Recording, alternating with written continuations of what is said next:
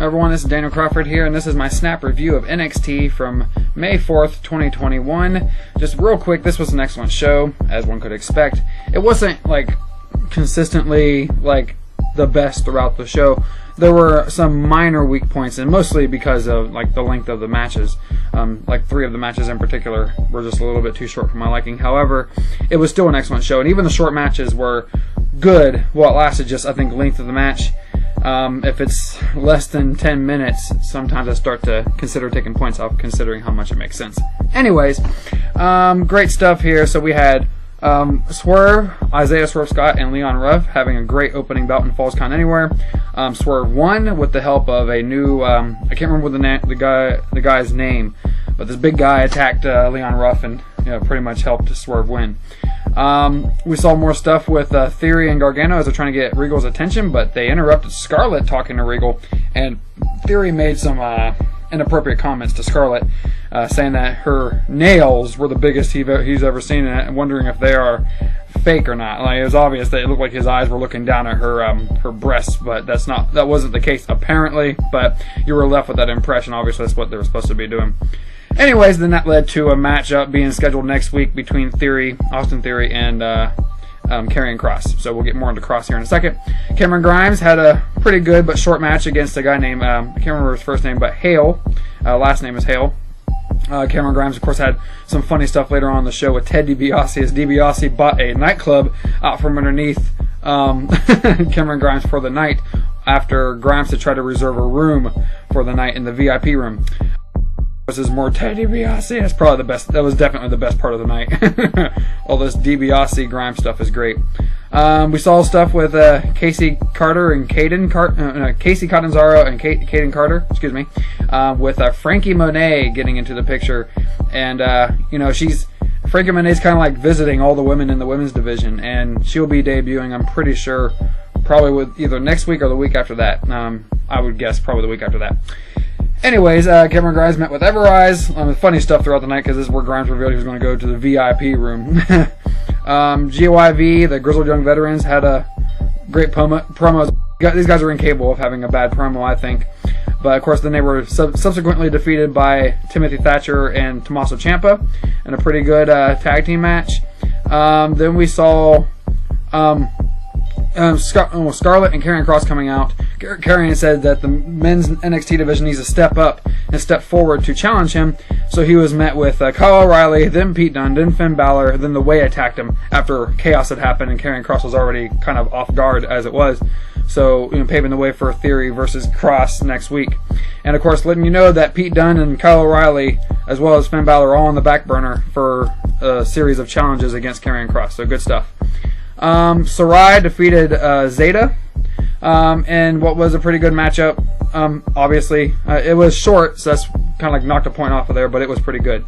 Imperium had a meeting. It was hard to hear what Walter was saying, but I still gave it 10 points just because, I love Imperium, and they're sitting here trying to organize and stuff. So, anyways, we see another video with that, and commentary confirmed that this has to do with NXT. So, looking forward to seeing whatever this is all about.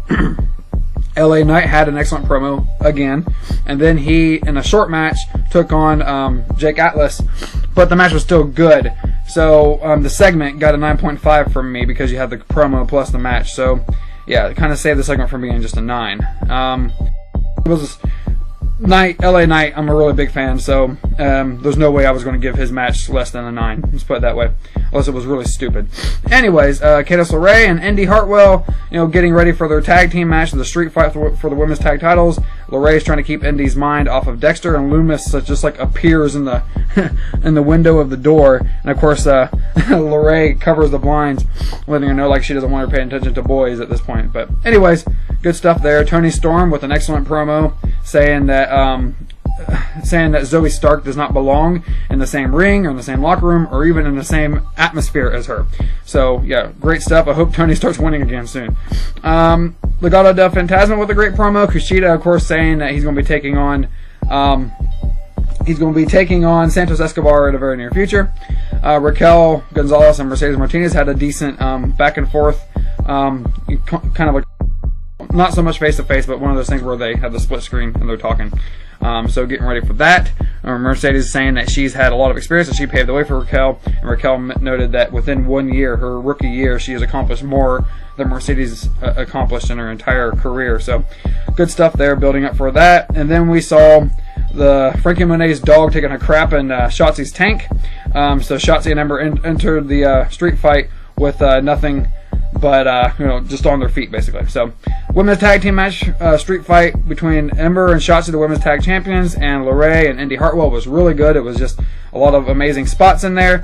Indy and LeRae get the tag team championship win.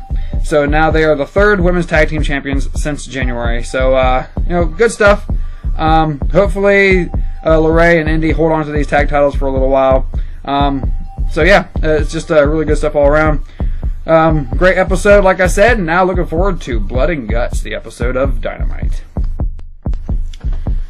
Hi everyone, this is Daniel Crawford here, and this is my snap review of AEW Blood and Guts. It's the episode of Dynamite on May 5th, 2021, obviously Cinco De Mayo. So let's just run down. There's a few things to cover in this show, so we'll just kind of skim through as we go. So we see at the start of the show that Don Callis comes out with Nakazawa, and they say that Omega couldn't be here tonight, but Nakazawa will have to handicap match against Eddie Kingston and Jon Moxley. But of course Omega proves that to be wrong when he comes down and he attacks them anyway.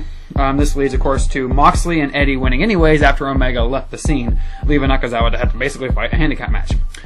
That was okay. It's kind of short for my liking, especially with all this build towards this story. I felt like it just kind of like fizzled out, and I guess that's the end of the Moxley and Eddie story with Omega. I don't know what's going on here, but so Omega basically gets a loss without actually eating a pin, and they're going to segue into a match at Double or Nothing with Omega facing off against either Pac or it's Cassidy.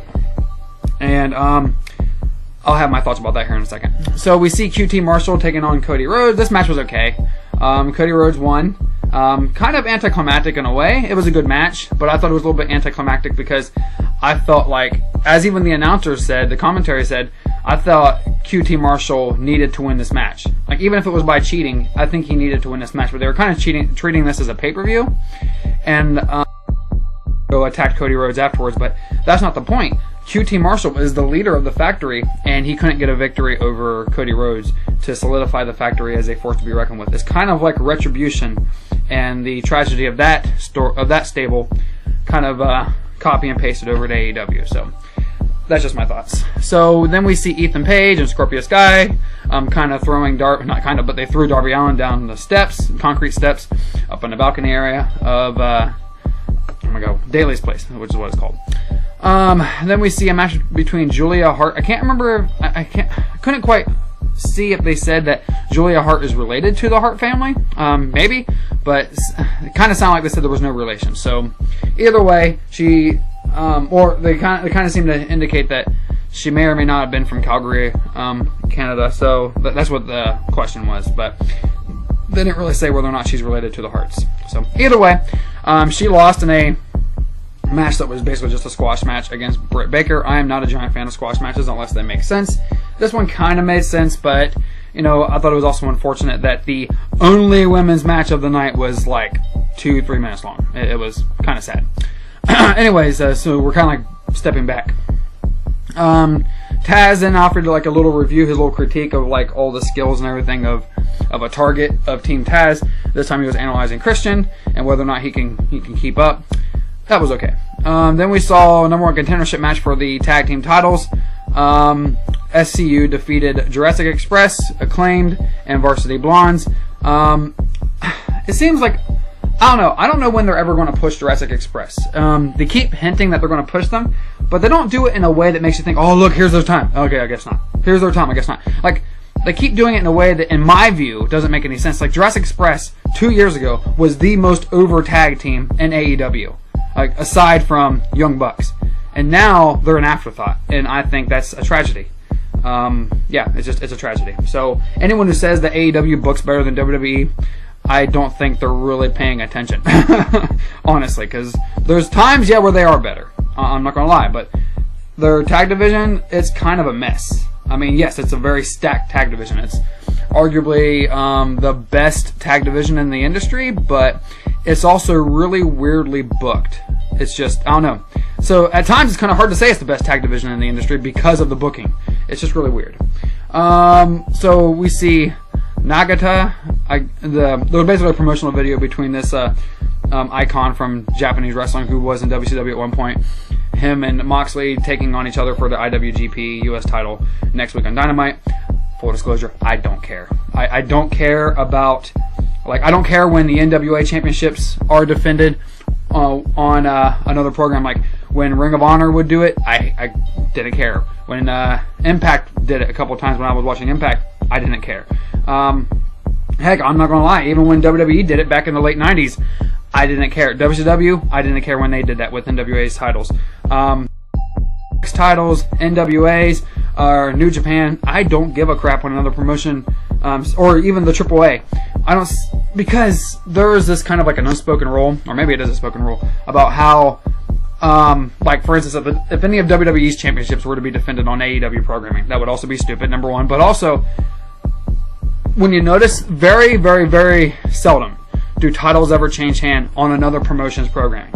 The NWA Tag Team Championships, if I remember correctly, they did change hands at the very beginning of the Attitude Era in WWE when you had Bob Holly and Bart Gunn when they were a tag team. They were kind of like the new Rock and Roll Express with Jim Cornette being their manager. I think I remember them winning the NWA Tag Team titles. The problem with having another promotion's title being defended on your programming, like the NWA Women's Championship being defended on AEW, I hate it. Because it's 95% of the time, it's not going to change hands. You have to, it's like once in a blue moon, it'll change hands on another promotion's programming. But it's also kind of not appropriate. Because in a way, the NWA Women's title kind of overshadowed the AEW Women's title. Number one, its prestige is a lot higher. It's had a deeper history. So yeah, the AEW Women's Championship should not be overshadowed by the NWA Women's Championship on AEW programming. Same thing with this, like the IWGP US Championship being defended on AEW programming. How is that not overshadowing the TNT title? It's definitely a more prestigious championship than the TNT Championship.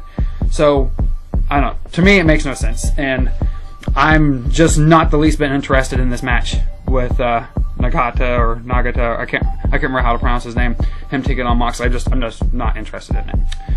Oh well. So then we see Tony Schiavone doing an interview with Omega. Omega's got like a crap ton of world titles. Bully Ray or Bubba Ray Dudley, but Bully Ray, he had this comment on Twitter where he was basically the person who was running the show in Impact. He would be upset that Nakazawa, or as he called him, Naka Nobody, was holding the Impact World Championship and the TNA World Championship on AEW on AEW programming instead of Kenny Omega holding it. That basically this nobody is holding Kenny's title while Kenny only holds the AEW World title. Like that basically devalues significantly the Impact and TNA World titles.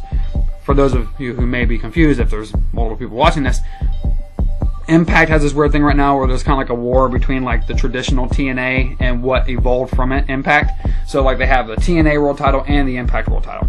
I can't remember all the details of the story. It happened after I wasn't able to watch it anymore because I don't like watching things on my computer. That's why I can't watch it anymore right now. I can't remember what service or Twitch I think is what you can watch it on, but I'm not watching anything on Twitch. I'm sorry. But anyways, they have this situation where they have two world titles. Kenny Omega won both of them. So Nakazawa was holding both of those titles instead of Kenny Omega. He just recently won the world title, the Impact and TNA World Championships at the most recent Impact pay-per-view, which was one of their highest pay-per-view buy rates in a while. Is this story with Kenny Omega has been going on because a lot of AEW fans have been watching Impact programming for that reason. Anyways, I thought that Bully Ray had a valid point. I personally think it's stupid that he's going around. He won the AAA Mega Championship. I don't know the whole history behind that. I think that's kind of their equivalent of the world title. But anyways, he's got basically 4 world championships. Impact, TNA, the Mega Championship from Triple H, as well as the AEW World Championship. He's got 4 world championships. And, he's just kind of hogging on. Like, I get it. It's like kind of building up his this whole notion that he's really prestigious. I guess that he himself is kind of like how Charlotte Flair says on WWE program that she's the opportunity. It's kind of making it seem like Omega is the standard bearer of today's brand of professional wrestling, like in general. So I get it. They're trying to make him seem like the next big thing, and in a lot of ways he is. He's kind of the face that a lot of people, and he's kind of like the face that, like the original face of AEW that a lot of people will associate with the company. So I get it as part of him putting that company on the map. However, I think it's doing a great disservice to those other world titles, and I personally think it's stupid that he won all this, because usually when you've had like a title versus title situation, like 90-95% of the time, when it's like promotion versus promotion thing, you don't have one person win the other. You usually have like a disqualification, double disqualification, count out, something like that that prevents the titles changing hands. But anyways, this led to Orange Cassidy coming in, more or less saying like, hey, remember I'm also in that match with Pac to see who will face you. And they're basically leading you to believe that Cassidy is going to be taking on Kenny Omega at Double or Nothing. And the way they've booked Cassidy since the end of his peak, when he was going against Jericho in that feud, after that peak, he challenged for the TNT Championship. I believe that was when Brody Lee was still champion. So he challenged for the TNT title, and he lost, obviously. I think he actually challenged like 2 or 3 times. Either that was when Brody Lee was champion or when Cody was champion. But anyways, he did that multiple times. It was shortly after his feud with Jericho, and he reached a peak. Like over the summer last year, Cassidy was the guy. He was the guy who they should have put the world title on. But they decided against putting the world title on him, or even any title on him. So now he's kind of stagnated. So I think that the booking for Cassidy, the ranking system kind of annoys me, because they build up a lot of these ranks on Dark, and I can't remember what the other Dark program is called, but Dark Elevation, but they do a lot of this rankings, all these ranking movements on those shows, whereas a lot of the main story is told on Dynamite. And I understand that, but they should the little ticker on the bottom of the screen during Dynamite that kind of tells you like the results of Dark and whatnot. And that's all cool, but the thing is, the way they've done these rankings, all of the high-profile ranking movements should be done on Dynamite. And I don't personally see why Cassidy is ranked number 1. I get it. He's very popular. But the is they've booked him horribly since the end of that story with Jericho.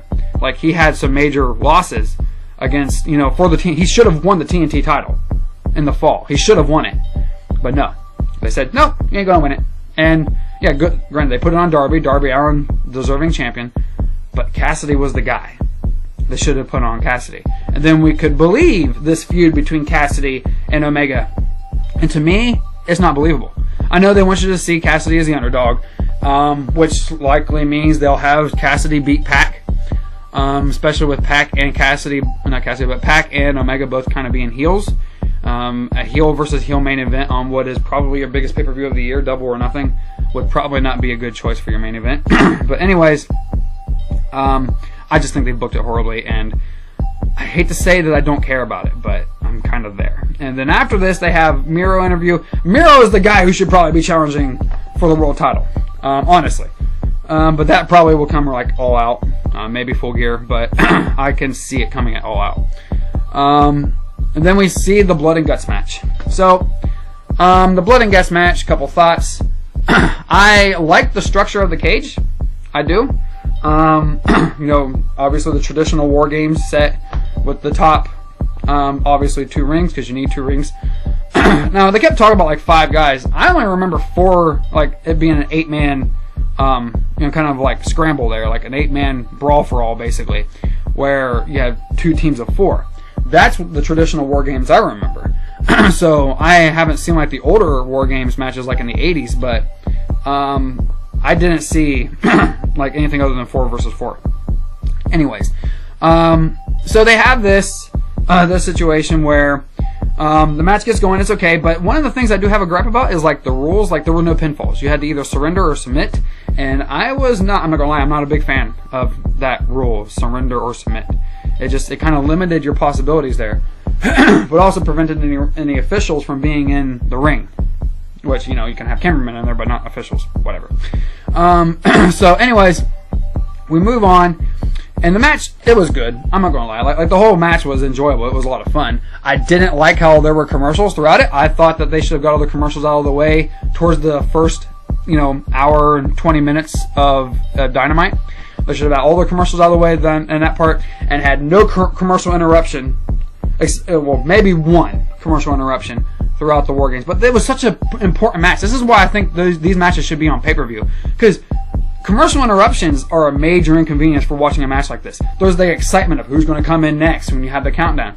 And then, like, you don't really want commercials when all this serious action is going on. Like, it really took the energy out of the match for me in a lot of ways. Because this is not a match you want commercials for. Anyways, so that, I mean, other than commercials and the goofy stipulations on how you win, the match was good. Up until the point that MJF and Jericho ended up on top of the cage. You know, they had this whole thing where Tully Blanchard attacked the official, unlocked the cage for MJF, had him escape. He went on top of the cage. Jericho followed him. They ended up fighting on the top there. And, you know, this part was okay. I was, like, traditionally escape the cage. Because I guess that's like an automatic surrender if I remember right. So, you know, they get on top of the cage and they're fighting. And then Jericho puts them in the Walls of Jericho, which has been called the Lion Tamer and the Walls of Jericho, just because Walls of Jericho is obviously a reference to when he was Y2J in WWE. Anyways, they keep doing this. It's one of the things that AEW has as a problem with it. Like, they're very inconsistent in how they do a lot of their commentating.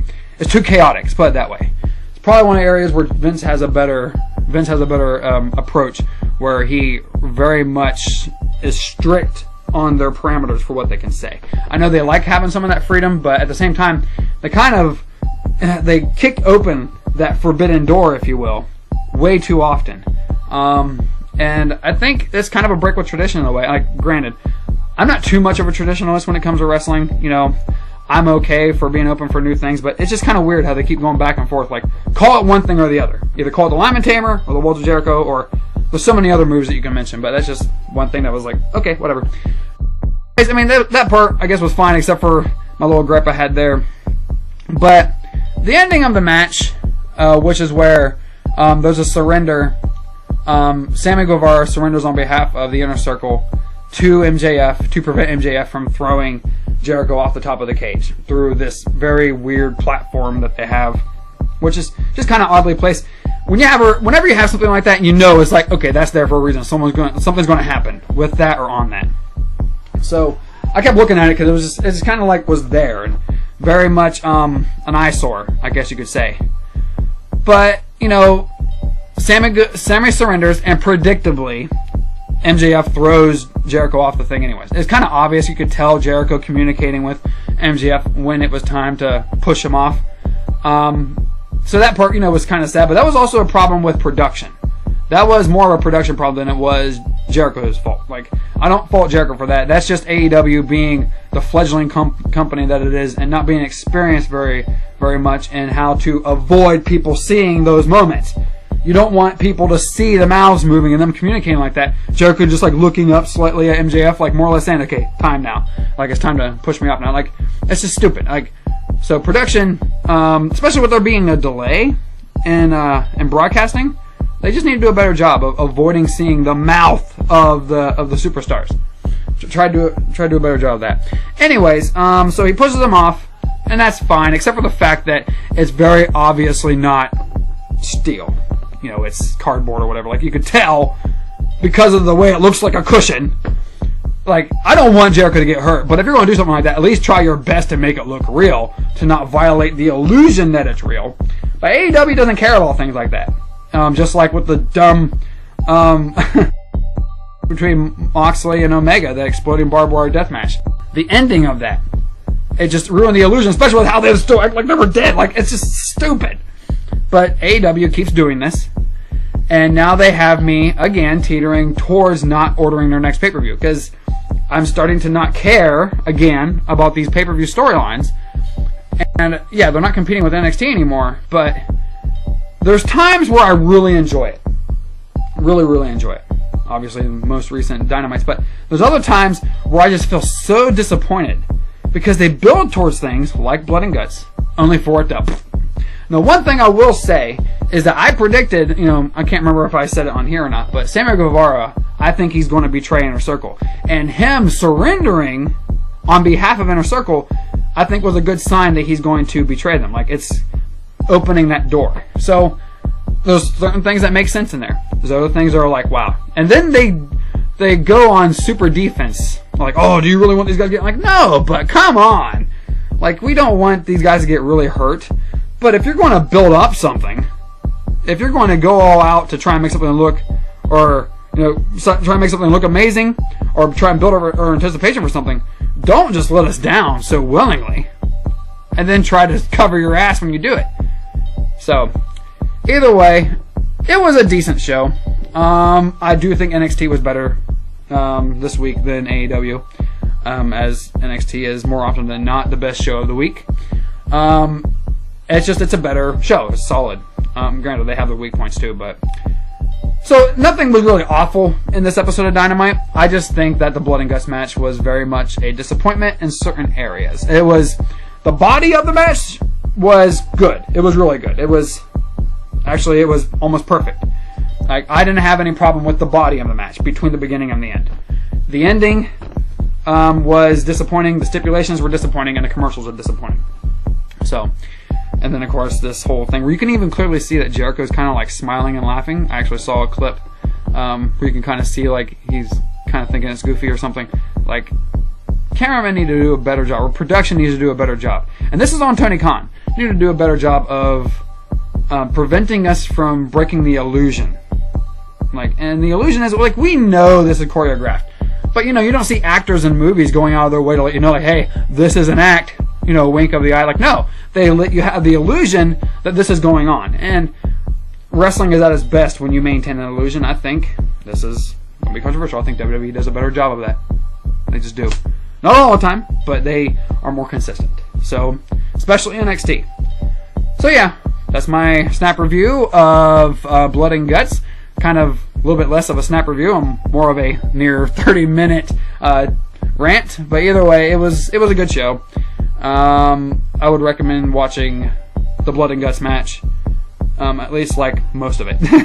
I would say just watch it from the beginning to end. It was fine. And the whole show was fine. So yeah, there we have it, and on to the next one.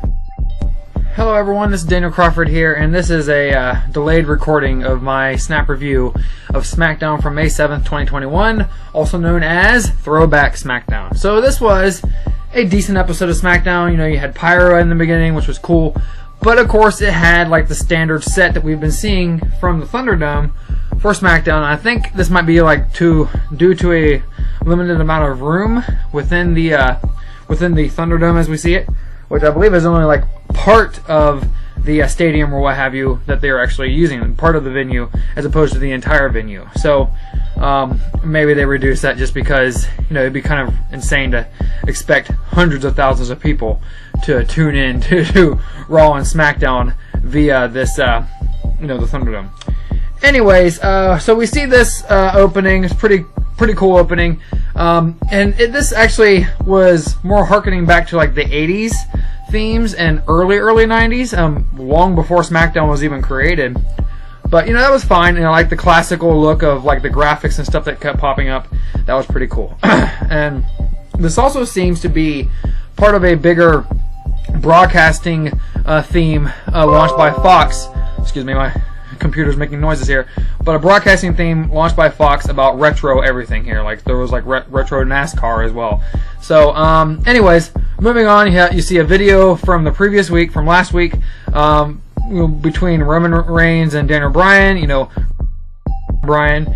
And then you see the story developing here with the Bloodline, which of course is Jey Uso, Roman, and Heyman, coming out, and Roman's about to give his promo. This is interrupted by Jimmy Uso, who returns and kind of joins their side.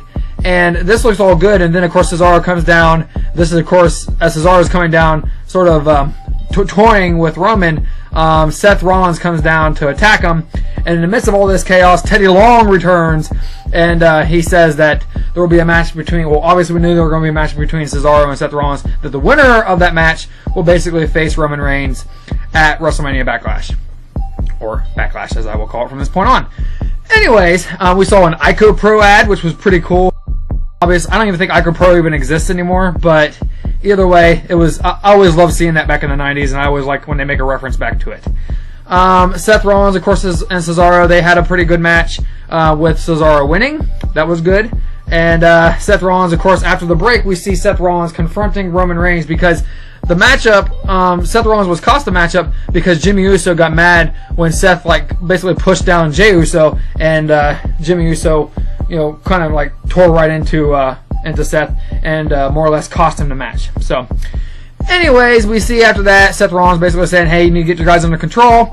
Roman Reigns is, he kind of puffing his chest up too, more or less saying "Hey, watch out what you're doing here." But yeah, don't worry, I'll handle my own.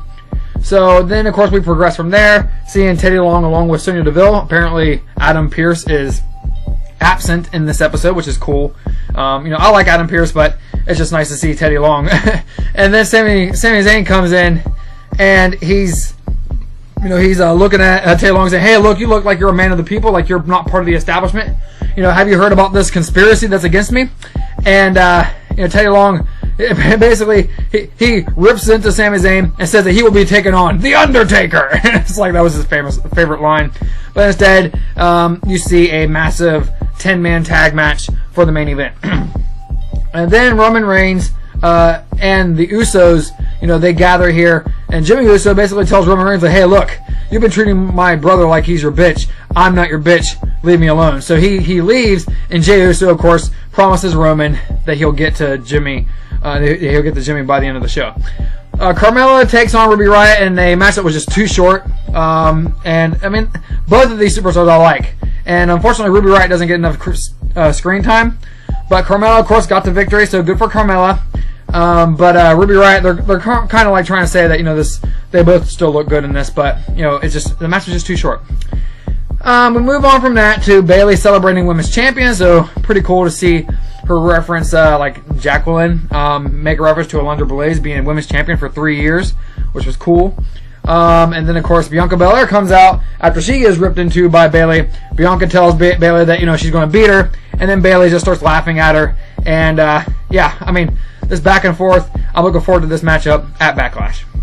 The Usos, of course, they meet in the back yet again. Jey Uso is trying to tell Jimmy, "Hey, man, we need to reunite here. We can do what's best for the family, for the bloodline." And, Jimmy, he's basically wanting to reunite their tag team and get back to business on dominating the tag division. But Jey is just too much of a cult member under Roman Reigns that he doesn't want to listen to Jimmy in that advice. So then we move on to Dolph and Dominic. They're about to have a match. Well, they don't really have a match immediately because it looked like it's going to be Dolph Ziggler versus Rey Mysterio, but then Dominic wants the match after Dolph, of course, was picking at him. Dominic, of course, defeats Dolph Ziggler in another match that was kind of short. It was still good while, it was short, but still it was kind of short. I just hate that about matches that are too short. I know that they pack all these matches in to try and give everyone as much screen time as possible, but I don't know. If you're going to do this, I don't know. I guess it's not too bad. I don't like matches that are too short, especially when you do that to the women's matches. It's unfortunate. Speaking of the women, you didn't see Nia Jax and Shayna Baszler with Reginald having their interview, talking about what they're going to do to Tamina. Roman and Paul Heyman get together in the back, and Roman tells Heyman to go get his cousin, and he's like, "Well, who? Which one?" And then Roman just looks at him like, "Okay, I understand." So he goes and does his job. We then come back to see Tamina defeat Reginald. And this was an interesting match, but of course Reginald all he does is evasive maneuvers throughout the whole thing. It was good. I get annoyed by seeing Reginald doing nothing but flips, but it's also funny to see and awesome to see Tamina get the win, even if it was by disqualification after Shayna Baszler and Nia Jax came in and attacked her. And then we see the post-match chaos. Either way, this Nia Jax and Shayna, I'm enjoying them. Their tag team title run.